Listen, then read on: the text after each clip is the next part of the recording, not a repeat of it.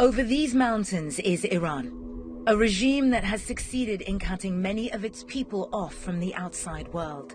But disturbing stories detailing the authorities' brutal retribution, systematic sexual violence against anti-regime protesters have begun leaking out.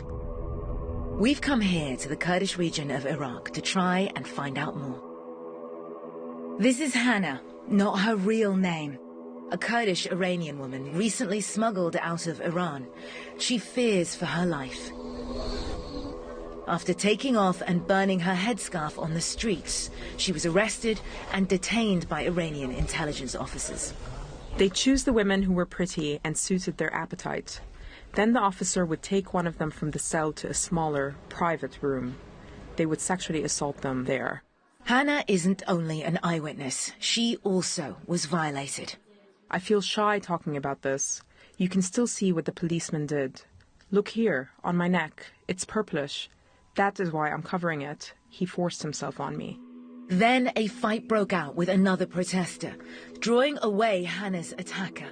Hannah and others could hear screams, and they believe a woman was raped in an interrogation room. Hannah sketched out the police station as she remembers it. She estimates 70 to 80 men and women were together in a main hall that accessed 4 private interrogation rooms. It was in these interrogation rooms, she says, that she was assaulted and others were raped. CNN was able to locate the police station through Hannah's description, eyewitness corroboration, and geolocation using key landmarks. It's in the Islamabad neighborhood of Urmia.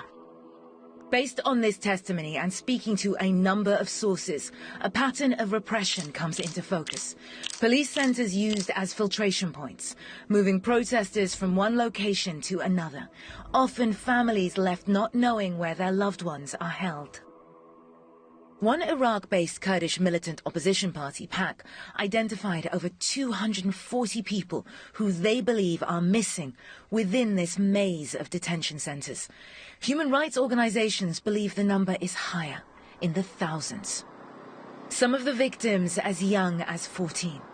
Many are men supporting female protesters, their punishment as severe as the women's. They brought 4 men over who'd been beaten, screaming intensely in another cell, and one of the men who was tortured was sent to the waiting room where I was. I asked him what all that screaming was about. He said they are raping the men. Based on witness testimony, CNN traced the location to an Iranian army intelligence headquarters. Voiced here by a translator, a 17-year-old boy sent CNN a voice note following his imprisonment. We are withholding his name and location for his safety. When a security guard heard me discussing the rape of the other inmates, he started torturing me all over again. They tortured, raped me from behind. Even as authorities visited sexual violence on protesters, regime figures accused female protesters of prostitution, of, quote, wanting to be naked. Of the incidents of sexual violence against protesters inside Iranian detention facilities, most occurred in the Kurdish majority areas to the west of Iran, home to a historically oppressed minority.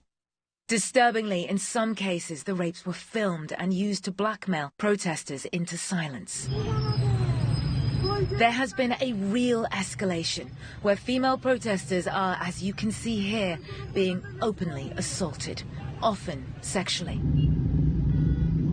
But the violence against women, like the protests, are not confined to the Kurdish areas.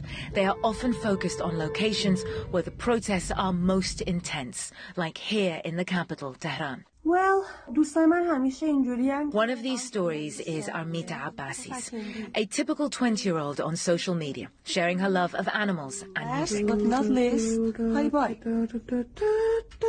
In social media posts appearing under her name, Abbasi, like many young women in Iran, criticized the regime openly after the protests began.